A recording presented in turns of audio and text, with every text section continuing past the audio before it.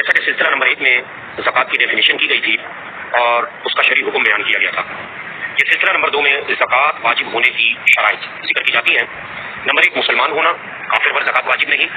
Number 2 بالغ ہونا، نابالغ پر زکوٰۃ واجب نہیں۔ نمبر 3 عاقل ہونا، یعنی اگر مجنون ہے اور پورا 1 سال اس کے جنون میں ٹھہرا گیا تو اس مجنون پر زکوٰۃ واجب نہیں، عاقل ہونا ضروری ہے۔ نمبر 4 آزاد ہونا، غلام پر آزاد واجب نہیں، غلام پر زکوٰۃ واجب نہیں۔ نمبر 5 مال بقدر نصاب، اس کی ملک میں ہونا، یہ شرط ہے، اگر نصاب سے کم ہے تو زکوٰۃ واجب نہ ہوگی، نصاب مکمل ہوگا تو زکوٰۃ واجب ہوگی۔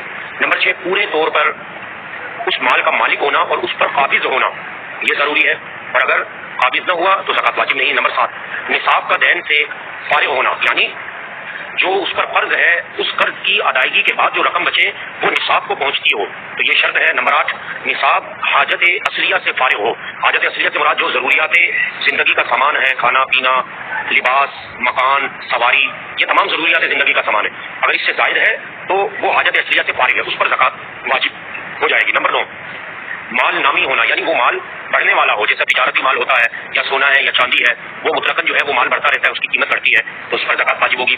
نمبر 10 سال کا پورا گزرنا، یہ زکوٰۃ کے واجب ہونے کے لیے یہ شرط ہے۔